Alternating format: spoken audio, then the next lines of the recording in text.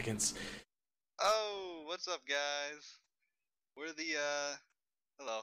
I'm busy writing a tweet right now to get more people in here. But this is the Detonate podcast. We are Detonate GG, as you hopefully know by this point. The Smite and Smash organization you all know and love and gave you some free stuff if you actually partook in our giveaway. I'm Lupo. I am the CMO and co-owner, which means I try and market out to you beautiful people, make you enjoy our stuff. Hopefully that works. And over here we have, I don't know which window he's in actually, but Thomas Fratto, Freight Train. Yeah, I'm over here in the top right this time. We do have a special guest that will be introduced. So I'm over here in a different spot this time. I'm Freight Train. I'm the caster slash Smite production manager for Detonate GG, and I pretty much run Friday Night Smite and any other online stuff and things that they need for that. So, and Neon. Yeah. I'm one Neon One. I'm a player slash kinda streamer for Detonate GG. Streamer part because OBS hates me. It's a little lackluster right now, but yeah, I'm a player for Detonate GG, and yeah, I'm excited to talk about some Smash stuff this week. Yep, and so today we're, oh god, I tried to tweet this out, but I also have to list the contents. Alright, so for today we're going to be going over, starting off with Smash instead, because we have a Smash-related guest, it kind of makes sense. We're going to be talking about some of the patch stuff that's coming on, what our hopes, our expectations are for that kind of thing, which we went over a little bit next week, but we'll go, kind of more in-depth about what we really want to see. And then we're going to talk a little bit about Mies being legal immigrants, as Neon quotes. So hopefully we can come up with good stuff. We're going to talk with SmashCapps about all his stuff, Hey! Yeah, SmashCapps, any of his stuff. Interview him a little bit, try and grill him, make him admit stuff that he doesn't want to. Uh-oh. Then we're going to go back to Smite over at about 8:40. We'll switch over, and we'll talk with a quick SPL roundup for the weekend, and we'll discuss Divios actually getting benched. But to start out, let's go ahead and kick it off with SmashCapps. Go ahead and introduce yourself real quick. Hey guys, if you don't know me, my name is SmashCapps. I am a writer on several different esports websites and things like that. You've probably seen me more than ever, than anything else on Smashboards, because I'm SmashCapps. It's kind of in the name. That makes enough sense. If you want to check out something interesting we have, I'll get this copied and pasted right now. SmashCapps, our good friend, actually wrote us an article displaying our organization. So check that out. It's pretty interesting on the front of Smashboards. Hopefully you love it. Maybe you don't. Who knows? We'll find out. I hope people like it too. I've been wanting to spotlight a team for a long time, and you guys seem like an excellent pick to start with. Oh, I'm really glad you You got Neon though. You can't. No, not with Neon. Not with Neon. Yeah, pretty much. It was a fun experience, though. I enjoyed the whole interview process and stuff. Yeah, and I'm sure Spooky loved his moment in Spotlight too. I think Spooky was really happy. Oh, Spooky was unheard of happy. Kid's a wiener. Shouting it out to everyone. He is kind of a wiener. Alright, let's go ahead and talk about let's go ahead and talk about some patch stuff, since that's what we truly care about. Alright, Daddy Sakurai, please bless us with the ultimate buffs to our Lord and Savior, the king of all Fire Emblem characters, Lord Marth, please. That is all I want to see tomorrow. So if anyone didn't know, tomorrow we might get we're definitely getting a patch. Whether we get buffs or nerfs, whether we get extra characters, whether we get extra stages, are totally up in the air. But we hope Daddy Sakurai treats us like little good plebs and gives us everything we want and more. You mean Nerf Diddy? Yeah, Nerf Diddy again. Anger Ninja while we're at it. Yeah, why not? I mean, what I'm hoping for is to see some Ike buffs, because now people are like, oh, Ike's alright, seeing him in, tourney setting doing well and stuff. And I personally love Ike more than any other character in the game, possibly next to Little Mac, but we all know he's never going to get buffed because the whole community go up in flames. But yeah, I'm just hoping to see some Ike stuff. I don't even care what, I just better recovery or something. Don't care, I want Ike buffs.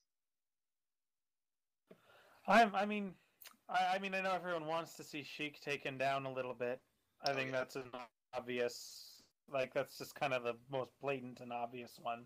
A few things I want to see fixed personally. I'd like to see Samus's moves get fixed. I'm not saying, she needs major buffs.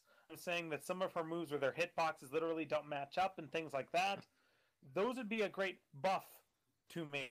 I know those aren't technically a buff. It's literally just fixing the character, but do that. Like having jab Same thing 2 for actually Mewtwo. link with jab 1. That would be sweet, except that one is literally in like the notes for the game, like little hints that apparently it was never meant to match up, and that's just.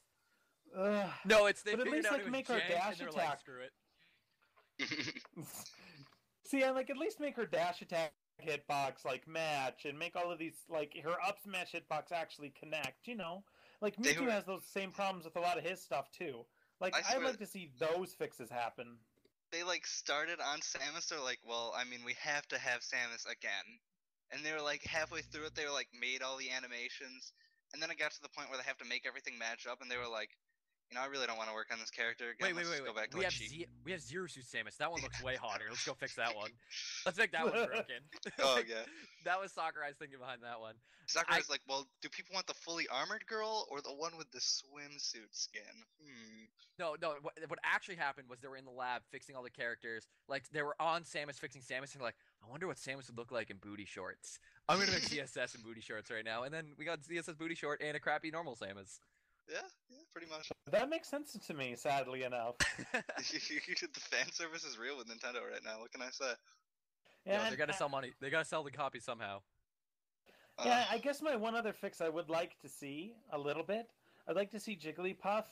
Like, I don't want her overtuned, but right now, basically, if you know how to use your shield, Jigglypuff's kind of cruddy. Useless. Like, yeah, like no shield push on anything. You can punish her whenever she hits you, even if you're spaced well. I don't know what she needs. I mean, I love Jigglypuff. I used to play around with Jigglypuff a ton since like the days of 64, and I feel like she doesn't need to be a top tier, but I feel sad the status where she's in, where she has like some things she just can't do because some people have shields. I mean, if the game is at the point where Hungry Box can't do anything as Jigglypuff, know that possibly the character is a little bit too weak. Yeah. I don't know. There's a couple characters in mind that I would love to. In general, with this patch, I would much rather see some buffs than nerfs. Like, I honestly could live with Sheik and like ZSS and all them being the fine and where they are. Like, I'll live with it. Like, it's something I've already started to adapt to. I'm cool with it. But I'd much rather see like these low tier characters that like these tournament characters that aren't even like tournament viable. Because like how I honestly see the tier list for Smash 4 is like characters that are tournament viable, characters that can do decent in tournament, and then characters that you shouldn't even touch in tournament. That's basically what I see the tier list for ultimately. And like I feel like the characters that like aren't tournament viable whatsoever, like you shouldn't even look at them in tournament, like the Ganons, the Zeldas, the Samuses, that characters that you probably won't see win tournaments get buffed. I'd much rather see that.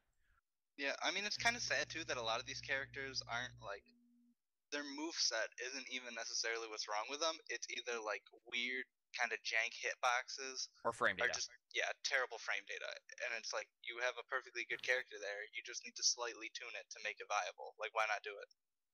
I think part of that is the having to put stuff for every game mode. Because, I mean, to be fair, Sheik and free-for-alls does kind of suck. And Bowser and Ganondorf and free-for-alls are in doubles, too, or Zelda in doubles. That's Zelda's actually in doubles pretty is good. amazing. Yeah, and Yeah.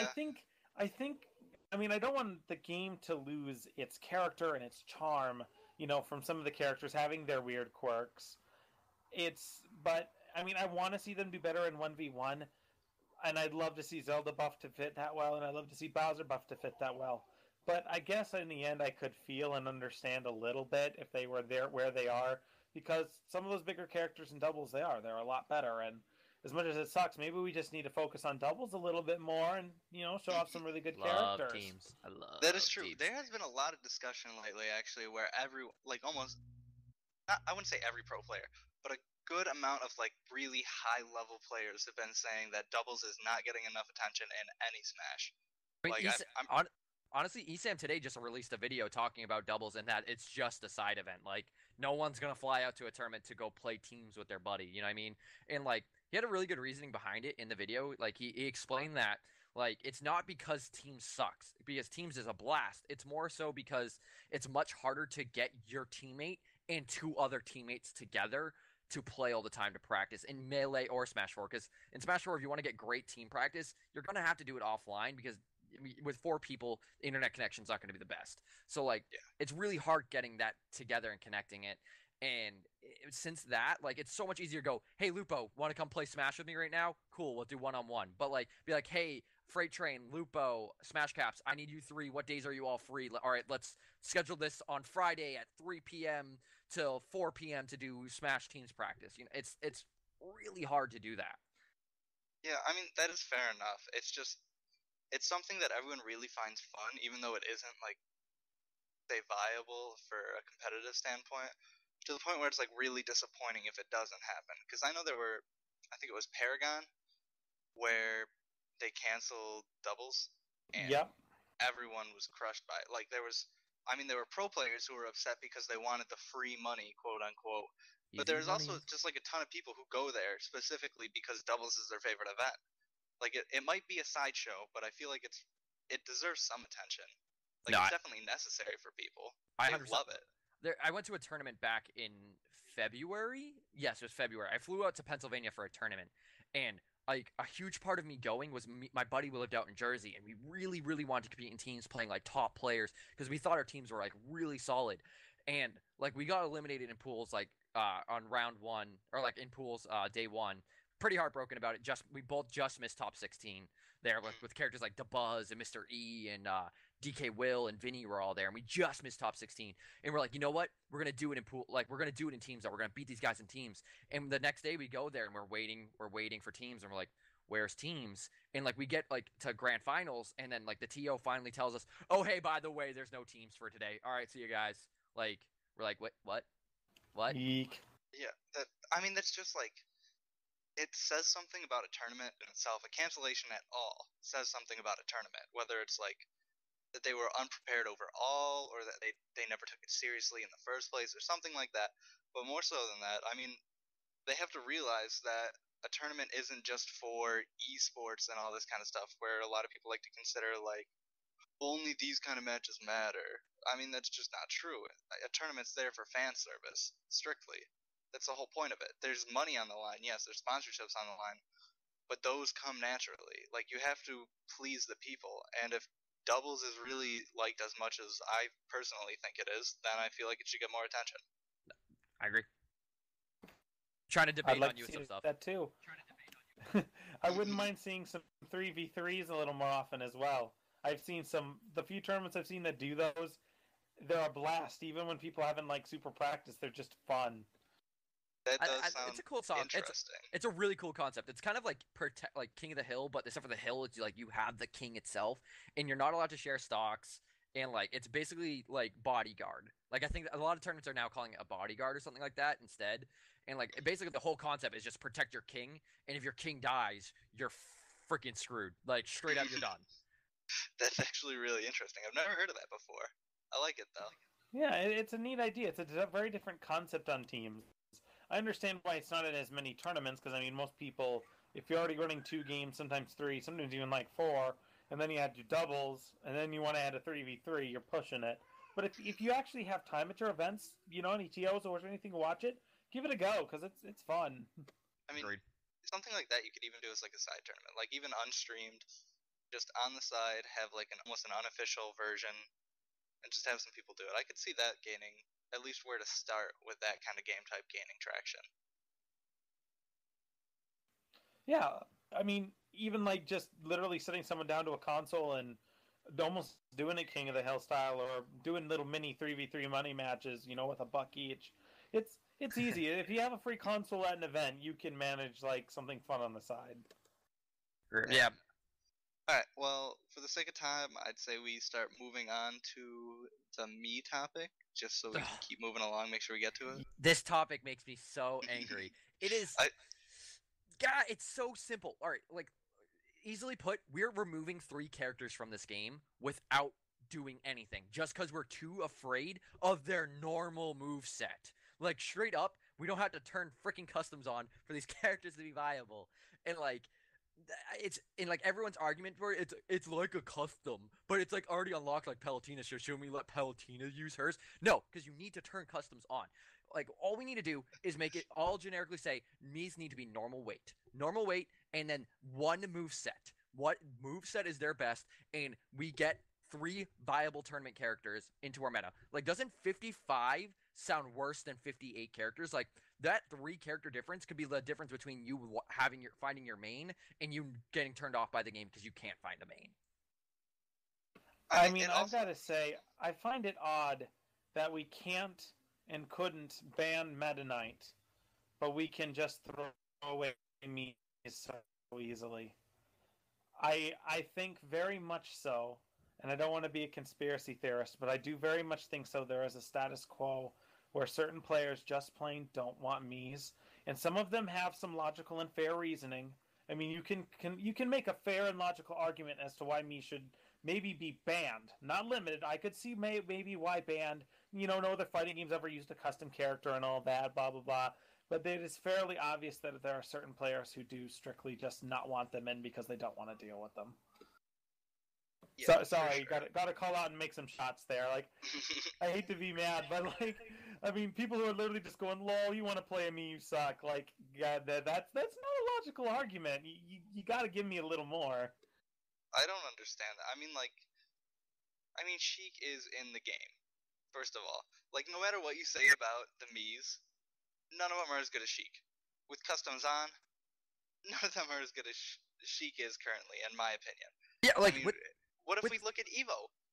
I mean, people were pretty much playing like almost, obviously not actually, but almost vanilla Sheik. The moveset was only slightly varied, and I mean, we saw Depuster, who was the best Mii brawler, not make it to top 8. And he had I mean, a I think mini that says one, something. the one that everyone thinks is broken.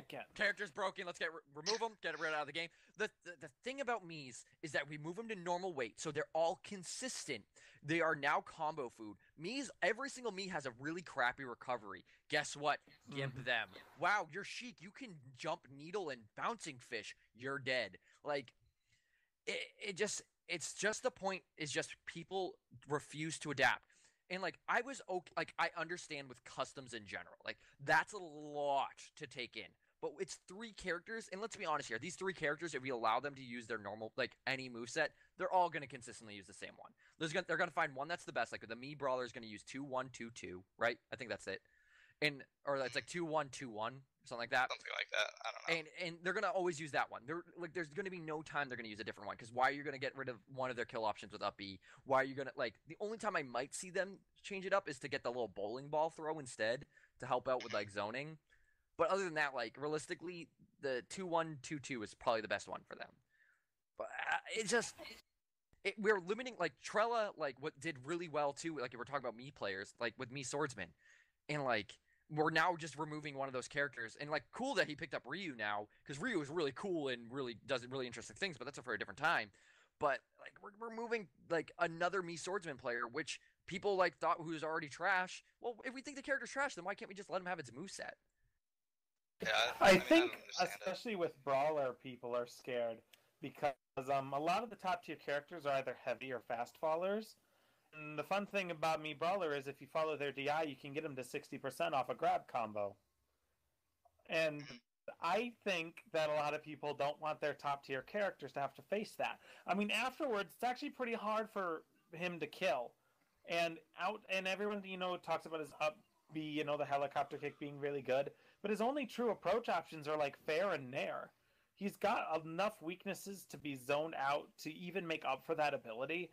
And if he really does eat those fast fallers or heavies to death, that just means even more variety in the meta where some people have to learn some floaty characters to deal with, like Mii Brawler. That, to me, is exciting. And, I mean, we have Mii Gunner, who's got some great zoning tools. I personally play Mii Sword Fighter, so I actually know a lot about him, so I'll promise not to gush too much. I love Mii Swordsman. Mii Sword Fighter has got some neat stuff. Lloyd outfit, Mii Swordsman. I will main that character. Did you know you can combo up air into up air, a true combo, from 60%, and it'll kill. But who knows that because no one wants to touch Mii Sword Fighter. That's all Miis are about. It's about those early kills of being fat. It's kind of like a Marth Tipper, almost kind of a deal. Like it's that kind of an early kill. It's not super easy to pull off. A backwards facing fast falled up air combo into another up air, and it'll hit it right at the tip, so they just go flying. It's neat. Like, I mean, it's not something you're gonna see all the time, but I mean, we had like if Sword Fighter was completely unrestricted, he'd probably be. ahead of a lot of the other sword fighters simply because he's got a little more combo tools. Right now, he's probably right behind almost all the sword fighters, minus like Shulk, who I know a lot of people are putting really low these days. And it's like, Gunnar, we have like a really great zoning character that's actually really interesting to watch. I know that not everyone likes a projectile game, but Gunnar's got some really neat stuff. But all of the coolest tools are not 1-1-1. Like, Gunnar loses the most out of like the 1-1-1 rule set thing, and it makes me sad. And then we lose a really hard kill option with me Brawler in the 1-1-1 moveset.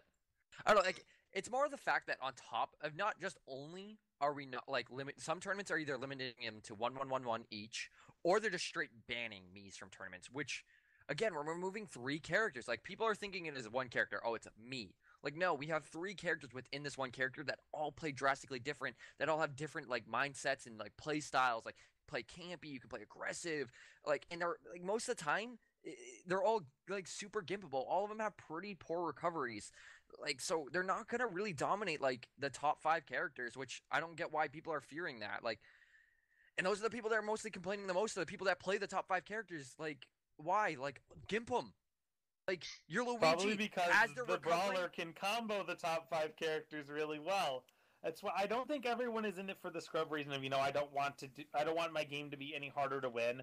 I respect top pros a little more than that. I think some are. I mean, I'm going to be honest. I think some are.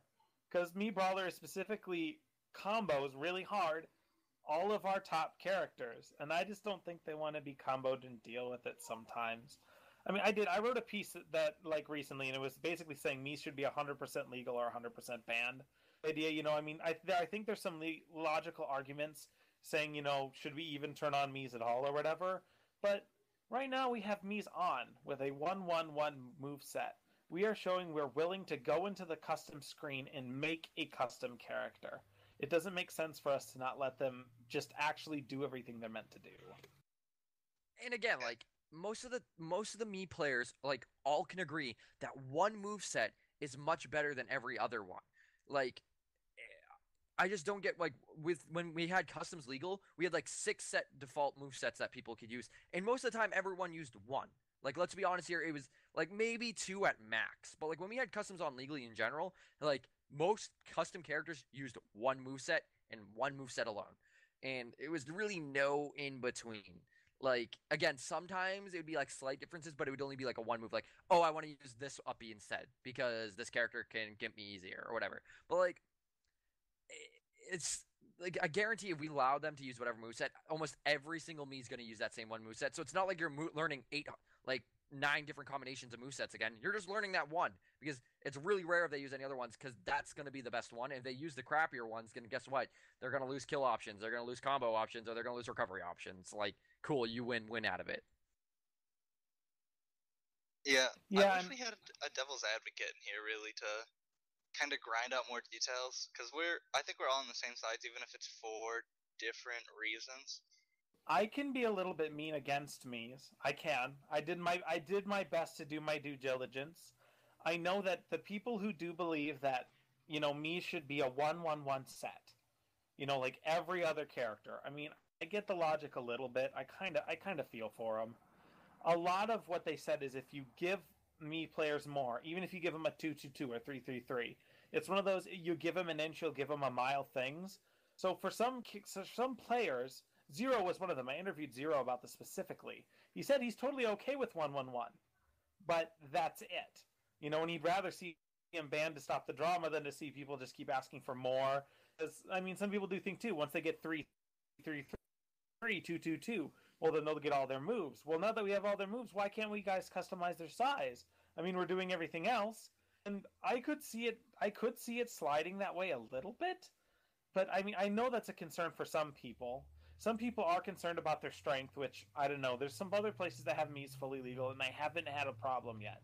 Maybe it's because they're not on the level of some of the players in North America and in Japan and things in Europe. I don't know. But, I mean, I'd like to see, if it's a strength argument, I would like to see the strength be shown on that. Like, one of these top players should, I mean, Zero too, he told me he knows a Mii Brawler. He should sit down and show us all. Like, if he's really that scary, let us know. Because, I mean, if you really show us hard evidence, I think most people would back off. Yeah. The biggest argument I can think of really is just that no other fighting game allows for custom characters that I know of. I've never seen any other one. I've looked around, I've tried, I thought, hey, maybe I can find an example. But I know, it's like, I know that's a big argument for some people have, and some people say that's why they should be 100% banned. Because we have the option to not even turn them on in the first place. They don't exist until we create them.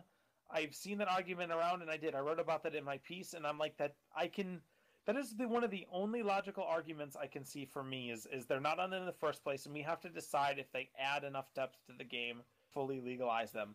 And personally, I do, but that line is so arbitrary that it's really different for different people. So there we go. I tried to play my devil's advocate a little bit. Well, no, I it's respect still just that opinion. It still just kills me that like legitimately if we can choose the character stats like from the start without customs on.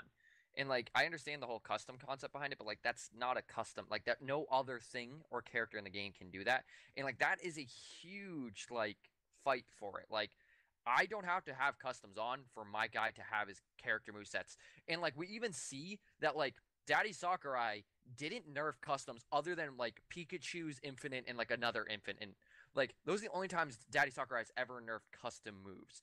But we get buffs and nerfs to Mii's movesets. Like I feel like that's something that should help push and show people like that's not legitimately a custom, it's a move. Like that's the move that they physically have. Like the fact that Daddy Sakurai is buffing and nerfing it, unlike with customs, like it shows you something. I don't know. Like it's something that like it hits me because like we're seeing that like no, most customs weren't getting buffed and nerfed, so we're like, all right, so it's something that like Nintendo's not really noticing. But like with the fact that all the Mii's have been either buffed or nerfed multiple times in multiple patches, like I don't know. Like it shows me that even if it became broken and we showed it was broken, it would get patched.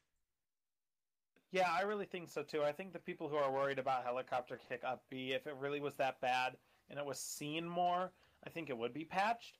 I don't know if it's that bad. I mean, back when DePuffster used to discuss this a lot, he talked about ways to get out of it, ways to avoid it. Yes, if you get grabbed at really low percents, right near the edge, you're probably going to die. I mean, it's true. At low percents, especially if you're a fast faller, you're probably screwed. Yo, if you get fair chained off the side of the stage on Smashville by Sheik because you stood next to the side of the stage, you're equally as screwed. Yeah. I don't think that Mii Brawler should be like considered evil because he can do a really easy attack like that can maybe kill you near the edge when Sheik isn't the only one either. A lot of characters can do that. All I have to say to end this entire debate is just let's all go with what Isaiah told us. Isaiah said, like, he got interviewed once, like, how do you, like, avoid this combo? Like, what is your, like, best thing to do in the situation to not get hurt by this or not get killed? Don't get hit. Don't get grabbed. That's all you have to do. Like, any character can legitimately gimp you at any percent. Any character can kill you at any percent. Just don't get hit. Don't get grabbed. Don't be in the situation to get baited. Legitimately, like, you can make that argument with any character, but the best argument behind it is don't be in that situation. Be the better player. Don't be gimped. Don't get this. And, like, legitimately, that's a really good argument that, like, people always overlook. Like, don't be bad. Don't be in these situations. Don't let them get in your head. And, like, I love that quote. Like, anytime you hear, like, the biggest Johns ever, all you have to do is the Isaiah, man. Like, don't be hit. Like, I don't know how I died by that stupid footstool and 0% off the edge. Like, wanna know why? Because you got hit. You put yourself in a stupid situation to get footstooled. You got hit. Don't get hit. I gotta say, as much as I hate to be mean, shoutouts to Vinny, who has blocked me on Twitter when I called him out on this, for saying if you want to play a character that can kill you at 40%, you know, that's horribly cheap and all of that, when he mained Ice Climbers who could kill you at 0% off a grab. I gotta say... And Sheik who can give you off the side at 25. I think there's some double standards, and I mean, I mean, a lot of top players, they're really knowledgeable about the game. I'm not going to deny that. They know things that I don't know. But I don't think all of the top players have studied rule sets and things like that as much as some of these average guys who are debating constantly on Smash boards. Like, there's some people who literally, like, their big thing in Smash was studying how every single stage worked and studying how rule sets are designed for games and esports and like sports. Like they're the experts, and a lot of them, of course, they want to see Mies fully legal. And I mean, I'd like to see a compromise between the two. I'd like to see more open discussion. I really, really wish more people would get off of Twitter and go to a forum where we can have real discussions. I understand Twitter's huge, but 140 characters just doesn't work. It doesn't. I got to sit down and talk to Zero, and now, whether I agree with everything or not, and he said some really great stuff, and I learned some stuff. You know, I got to learn some new things, but I mean, there's no way I could have known had you never told us on Twitter. So, I mean, you know, like, or told us anywhere else. So if you top players, if anyone's listening, if you do know, I promise, the masses, they may not agree with you. There may be a big vocal minority or something out there. Maybe you're right. But I bet if you at least explain how you feel and why, they'll accept it a lot more because they'll actually know how you feel versus, you know, hey, LMAO, I hate Mies, lol. Because I'm sorry, that's what like some Twitters do, and it's just like, why? I mean, I can't even say anything because ALMAO is my favorite thing to tweet with any John I have in any game. Yeah, and I know sometimes people just say lol and stuff. It's a filler. I get it. They're not always trying to make fun of it, but I mean, when people are already sensitive as it is about a topic, it's definitely worth thinking about what you say before you put it down. And if you don't want to be involved in discussing it, totally don't throw a random message up on Twitter. Like, there's a few people who literally were just, and I was just like, you said something about me, they're like, I don't really want to talk about it. I'm like, okay, I'm cool, I'll leave you alone. Because I will. Like Wumbo, or who was it? It was, the Puffster, like, a lot of people were asking him pretty hot fires. Like, they kept, like, once, like, this started resparking back up, he was like, please stop messaging me about it, stop asking me. Like, I don't want to be part of this anymore. And a lot of people gave him his respect, other than, like, the, you know, the online trolls that like to troll people. But, like, a lot of, like, the players that were actually interested in knowing his opinions and stuff, they left him alone. Like, and that's basically what should happen. Like, if you don't want to be part of it, stay the hell out of it. And, like, that's it. Yeah, I mean, just remember, everyone out there, you always have the right to not comment. Like, I know that seems kind of silly, and it seems dumb to say, but, like, sometimes you seriously can just remain silent. Just don't comment on it. If you don't want to be involved in the drama, maybe you do have an opinion, but you don't want to be drug into it, just don't pop stuff out on social media, and you're fine. Like, and I bet most people will respect that decision. I was having a thing with Esam, you know, and he made a comment on me, and that's literally what it says. Like, so I made a comment on, he's like, I just don't want to be involved in the debate and all that. So I left him alone, you know, because he asked me, and that's great. But it's way easier to avoid it if you just don't get involved in the first place. Great. You know, save yourself some stress. All right, well, this has been a really in-depth discussion on this topic. I'm glad it happened, but we have 5 minutes scheduled time left to talk about Smash, so I'd like to get some interview stuff done real quick. Nothing too crazy. You know, get to flip the script on you now, get to ask you a couple questions. They're probably going to be terrible questions because I'm not an interviewer, but we'll see how it goes. See if you can get put on the spot. It's alright. It's always interesting to be on the other end of things. Yeah. Well, one thing I wanted to know about you was how you really got started in writing in general for esports specifically. Well, for writing, I guess it does actually go pretty far back. I woke up one morning in the 3rd grade and I couldn't walk. You know, long story short, I'm disabled now. I can walk around now and do great stuff, but I went from basically being a star athlete in every after-school sport you could imagine to nothing. And I entered in a poetry contest out of nowhere, and I won. Since then, I've now been awarded 3 separate awards for poetry and been published. So I was actually off doing something even weirder. I was editing the rule books for board games. I'm credited as the editor out of over 100 board game rule books. It's all over my resume. It's actually really neat. And I was sitting at home a lot. I mean, you know, I'm disabled. I don't get to get out too much. It gets old and boring at home. And I really love Smash, like, a ton. And I saw, you know, everyone was starting to discuss things before Smash 4 came out. So I started really typing and discussing on it. I got hooked up with the Reddit TO team and stuff because I used to host PlayStation All-Stars online. It's a whole other terrible story. Largest TO for that game. It is fun, but the community back then was rough.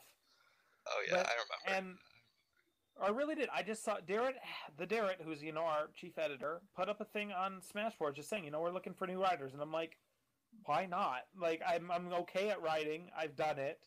I've got the experience, and from there, I guess I just got really lucky, and I actually was really good at it. Or at a bare minimum, I have a lot more time on my hands, so I can write like 5 or 6 articles a day sometimes. Time does help. And now it's been like 10 months in esports, really focusing on esports. I've written for like over 5 different gaming orgs, like probably 5 to 6 websites at this point. I'm lucky. My writing career has been kind of like jump started very, very quickly. It's not that easy usually for most people. But I mean that's really where it started. It just was really being at the right place at the right time. Sometimes that's just how it goes. Yeah, I mean that's interesting. I never knew any of that stuff about you. Well, because we I've had some weird jobs. We only have time really for one more Smash related question. I guess I'm just gonna ask where you expect to see, either yourself going or SmashBoards going. Like, where do you see the future for either you or your community's kind of writing aspects? That's a tough one. I worry a little bit because I see some trends that were happening in Brawl with certain player attitudes and debates and, arguments that are happening again in Smash 4. I really hope we can overcome those because I don't want to have any more arguments. I don't want more drama. I don't want to see us like kind of crumble ourselves from the inside or turn away our own players. Which is, I mean, I've had to hound some top players on Twitter because, like, I really do. I want to make sure that people understand it is really easy to hurt before. I don't want it to happen again. I studied like, but back before I started writing for SmashBoards. I mean, I was broke poor, and I would go to the local library with a flash drive, and I'd go on Smash single page from every single thread onto this flash drive, and then I read it like a book. Like, I'd go home and I'd read it like it was a book. It was really sweet. So I've studied the history of the game just a tiny bit. I mean, it's like literally thousands of threads. Like, I had too much time on my hands, and so that's what I did. And I just don't want to see things like that happening. I really do think that we can get out of that funk and fix that. I really do. All it takes is just being a little nicer to people, and definitely putting some more shout outs to people who aren't top players for the hard work they do. I'm not trying to just be biased because I'm a writer, but I mean, there's some streamers who never get noticed. There's some YouTube content creators who barely get looked at, whose like stuff is just amazing and phenomenal. And there's other writers who are doing stuff with Smash, like Source Gaming is doing all of these things so we can learn how Sakurai makes games and do all of that. And his Patreon is like empty. And there's some like Smash players, who can get like thousands of dollars in subscribers every month. I'm not saying, stop subscribing, to your Smash players, because that'd be terrible. But I'd love to see a lot more love and appreciation in general in the community. I think with the move to social media and making this an esports and a career, we have lost some of our closeness, and we've gained a lot more selfishness. Like, we're in it for us. We're in it to promote ourselves. For like my future with writing, I'm going to keep going with Smash as long as I can until my cruddy laptop like implodes. I mean, this thing is terrible. I need a new one so bad. But I mean, I'm going to keep going as long as I can in Smash. I'm really hoping I never burn out. There's days that are hard. I mean, because there's some weeks where like put out 20 to like 30 articles in a week. I don't know many other writers who do that at all ever, like in any esport. I know I'm probably a little crazy and I've got too much time, and for SmashBoards, we're revolutionizing a lot of stuff for finding events. The events system was just fixed up, which is great. Like, I really wish, especially, I'm gonna, wrap a little bit on California. Guys, put your stinking tournaments in our events page, please. Like, every single week when I write my weekend watch list, everyone's like, why didn't you put in this California tournament? Because I can't be a part of every single Facebook group. Like, I tried that once. I actually tried to be a part of every single regional Facebook group. It's so hard. I couldn't keep up. It was too much. I can't imagine that being fun at all. So, just constant random stuff about amiibos is all I could imagine. Oh, man. Or just random events. It was insane. But yeah, so for me, I really do hope, especially for SmashBoards, for a future, I hope more people come back to it, because Twitter in 140 characters doesn't work, and Facebook regional groups doesn't work because we can't all be a part of them. I think I mean, a lot of people say, the forum age is dead and it's just not really a thing anymore. I really think once we start taking the game seriously and come back big as a community, that the forums are going to, explode again, and it's going to be awesome. Amen. Well, it's been awesome having you here. I've heard a lot of interesting points out of you for a lot of things, so, I mean, I really appreciate you coming on. Once again, this is SmashCapps. Where can they find you at, man? Shout out your, what's your Twitter and at YouTube? SmashCapps. Just wrote an article about it, I am on... actually. Yeah, right on the front page of Smashboards, so go look at that. I'm at SmashCapps on Twitter. Wow, what a surprise. And, I mean, literally, all of my social media and everything else, you can actually find it at www.smashcapps.com. I made a personal blog recently. It's like you did that. It's like you did that on purpose. Smash. Yeah. You could just have your own website. That's good. So everyone knows where to find you at. Yeah. Easy enough. It's well planned. I needed it to be a little bit easier and stuff. Well, yeah, so definitely, go around and find me there. I won't only talk about Smash there. Yeah, I know you guys probably need to get me gone. You guys have some Smite to talk about. I love Smite, but I'm not really an expert, so I should probably leave that to the good people. I'll try my best. Yeah, I'll try my best to do that. Yeah. Not do anything for yeah. I got living the truth of 43 minutes of just I got Twittered with my friends that were screen capping me, going, "Look at that face," and I'm just like, "I hate you guys." It's like capping me, like just looking at things. So yeah, as we're trying to talk on the Smite, so yeah, I guess we'll get over to that subject. Oh man. Yeah. Alright, well, let's get into Smite real quick. We got about 17 Yes, minutes. Smash, if you want to hang out and stay, you're more than willing. If you want to run, you can go ahead and run as well. But you're more than welcome to hang around and about. So yeah. Like Smite. Maybe I'll have something to throw. Oh, okay. All right. Let's rock and roll. Yeah. Let's go ahead. Start off with the SPL recap for the weekend. I'll leave that fully to you, Freight. Yeah, because I watch it all the time. I have nothing else better to do but order pizza and watch like 20 games every weekend. So that's what I end up doing most of the time. I'm not as cool of a writer or anything like that as SmashCapps over there. Like I just kind of like watch the games and sadly just really kind of just overview them myself and don't start any writing. But big surprises was a lot of splits that no one really thought. AFK dropping a game that COG was kind of a shocker. A lot of people didn't think that AFK was going to drop a game to the Cognitive team, but the Cognitive team has looked really, really strong, especially recently in the past few weeks. The second biggest surprise, maybe not a surprise after the performance that Eager put on at the Invitational, was the 2-0 beating of TSM. And that's going to lead us kind of into our next subject in a little bit. Other than that, the surprises really happened on the EU side. Like, Lupa, what happened to Titan, man? What happened to the second place team? Like, I don't know. They're splitting games that they shouldn't be losing. Like they should be 2-0ing these games, and they're putting themselves in like a really tough spot. Like Dig and Myrmidons should have been 2-0s this week, and they should have gone up 4 games. They should be in a very comfortable position, but they are not in a comfortable position. They're sitting like tied for 4th with Dignitas at 8-10. And they're at 9-9, so like they're really kind of sitting there at that borderline. I don't really know what's going on with Titan right now. Like I'm a Titan fan. I like them as an EU team because I respect Reppy and I think he's a great player. But I just don't know what's going on with that team over there on that side of the pond. I don't know. It's been crazy lately. Like I've been throwing out my my bets online. Haven't gotten like a single one right this. Yeah, fantasy points have been so rough. Like, oh, AFK 2-0. That's fine. Nope, no FP for me. Yeah, no fantasy points for anybody right now. It's been crazy. It's really wild, but I really like it too, especially on the NA side. You're seeing these teams like Kai. Yeah, see, I do Smite Fantasy too. Yes. My fantasy, baby. It's my fantasy. That's it.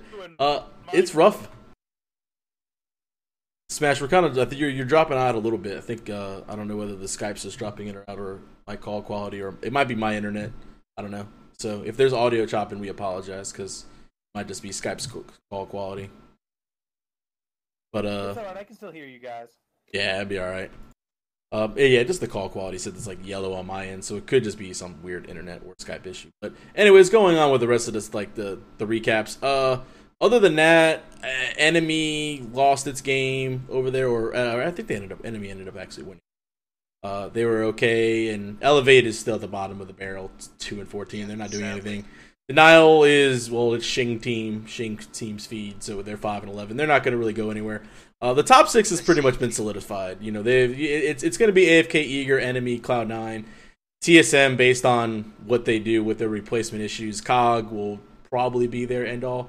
But right now, like I said, the teams kind of look to be separating themselves from the pack right now, or really Eager and AFK, just showing that they're really the top 2 dogs. Yeah, I mean, it's been really impressive, like, just seeing everything change once again with kind of the top standings in teams, where these teams, like, Eager, perfectly mid, you know, they were pretty much the same as Denial.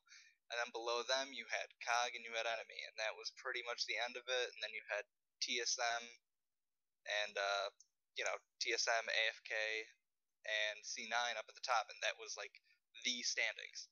That was the 3 sections. That's all it ever was. And recently, it's gotten all jumbled up, and I love that. You know, I've been seeing Meerkat do wild things. Meerkat's amazing now.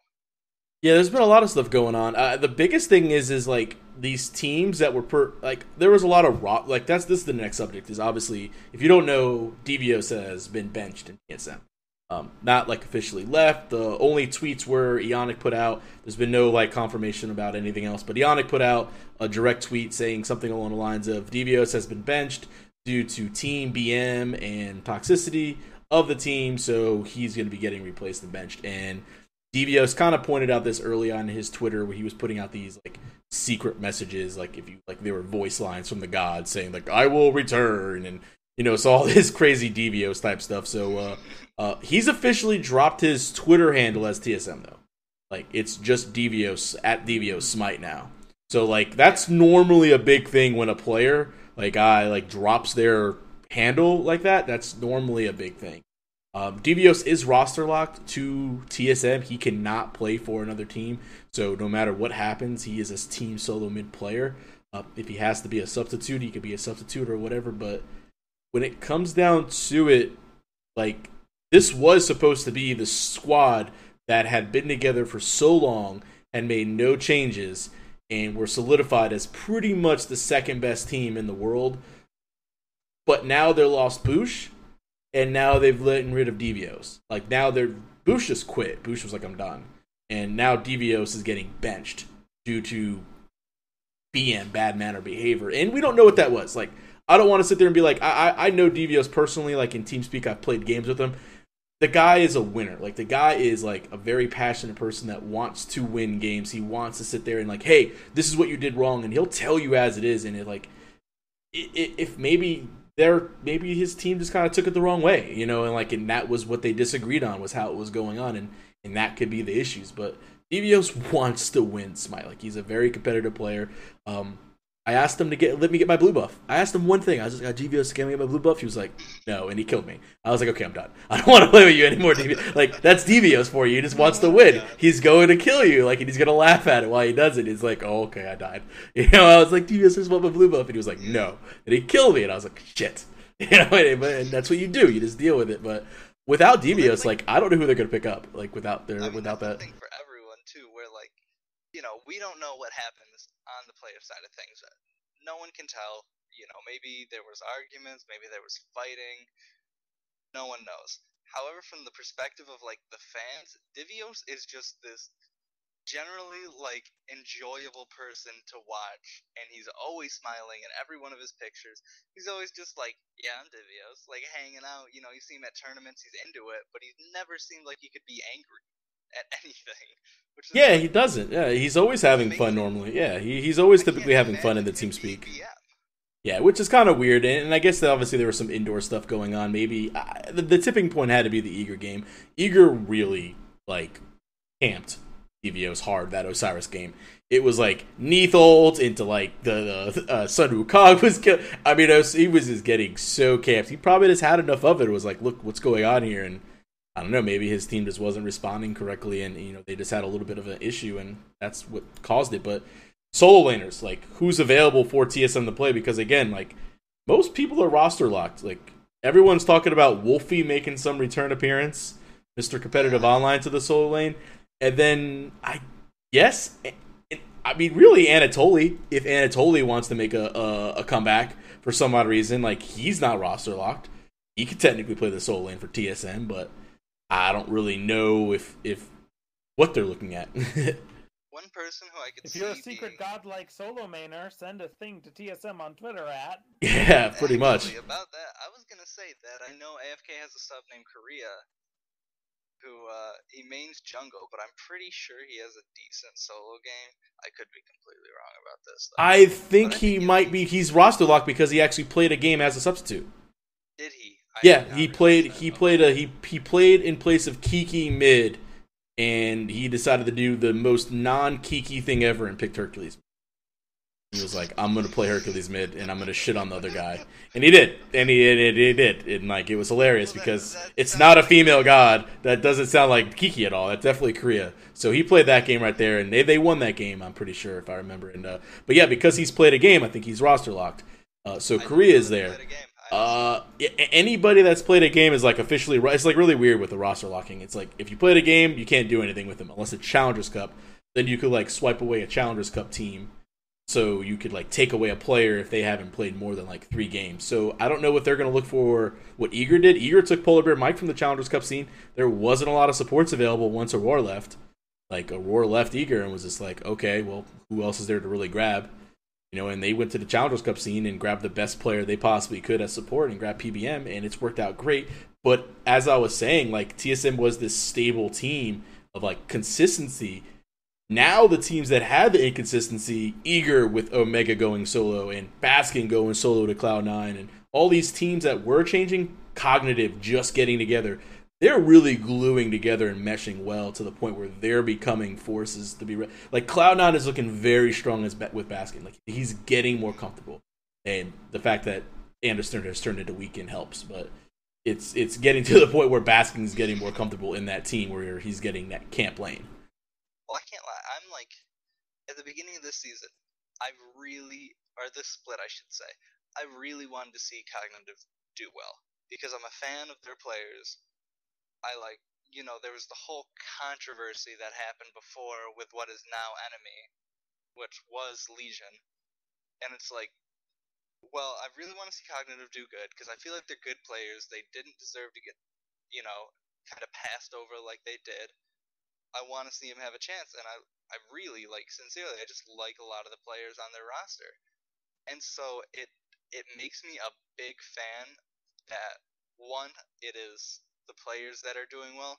2, it's under the Cognitive name, which is pretty much the ultimate, you have talent, but not everyone knows it yet. You're under Cognitive, and you're going to be amazing. That's just... Yeah, Cog's always got a group of guys that's phenomenal, and David Fry's always put together great teams. And if you don't know who David Fry is, at Smuggling Rum, he's the CEO of pretty Cognitive Gaming, and he does great things with his teams, with Hearthstone and all that. Like Cog's always putting up good rosters in all games. So they're always normally competitive. One of the smartest and one of the most passionate people I know about owning an org and about every game they're included in. Because he will fight tooth and nail to say that players need more respect in the scene. They need, they don't have a union, but they need some force behind them to protect them.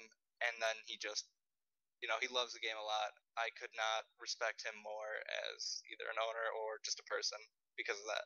Yeah, definitely. Well, I just kind of want to ask, obviously, if anybody out there, if you're watching this on YouTube, tweet at us or anything like that. I mean, if you've got any comments, concerns as far as what you think Devios is going to end up doing, or what the solo laner is going to be, or any other Smite questions, or obviously we just had a Smash segment earlier. If you have any questions like that, by all means, just hit us up. Really don't have any more Smite stuff to talk about. There is a big patch coming out tomorrow. Sadly, we don't do this podcast on Thursdays because then I could talk about it. There is a new god coming out. I believe her name is Sol, and she is a mage. That's where the data mining rumors have coming out. She's supposed to be pretty cool. I think it's the Norse god of the sun. I think that's what Sol Yes, is. it is. Yeah, so... Yeah. 2 patches, one for Smash and one for Smite. Yeah. We have things to talk about next week. Yeah. All speculation. All speculation about what's actually happening, and then we're going to be a week behind because everyone's going to play it already, so it's going to be good. But yeah, new god coming out for Smite. It's going to be interesting. Obviously, they always come out normally overpowered, so that's going to be a trend that may be we'll see continue more than likely, as every god that comes out for Smite is. Other than like Cabrakan just sucked. Cabrakan really sucked when he came out, and he still sucks. I think that's about the only god. Like he was like, when people realized he was like, oh, okay, this god's kind of stupid. Yeah, this god's kind of dumb. But that's really about it. That's all I've got for Smite. And like I said, there wasn't too much going on this week. That was our SPL recap, and that's kind of our thoughts and ideas on Devios. And honestly, I don't know who's going to replace him. Like I said, other than maybe like Anatoly. Like that's like the surprise dark horse, in my opinion, would be Anatoly if Toly decides to play again. But I don't know if he's like ready to pick up and play again. So. All right. Well, then I think we're good to wrap up. Again, this has been real quick. Shout out again. Check out the article that SmashCapps had written about us on Smashboard. He's been our guest today. He's been awesome, very interesting to talk to, very cool dude. Yes, I hope I've been entertaining, and I'm glad I got to write the article. It was really fun. Yeah, thank you so much, SmashCapps. It was a pleasure to have you here, man. Could not be happier to have you on as our first guest. Yeah, drag me back whenever you want. I tend to be free. All right, we'll abuse it. Yeah, all right. We'll abuse that. All right, well, this has been the Detonate podcast. Hope you all enjoyed. Check us out on social media. You know, we have at DetonateGG, teamdetonate.com. If you're checking it out on YouTube, then twitch.tv/DetonateGG. Damn, Nightbot's dead again. I hate Nightbot. I hate failing at this Nightbot commands. Okay, you named him. You're good. Yeah. Thanks for tuning in, everyone. It's been a joy. This will be us signing off, though. Bye, everyone. Adios.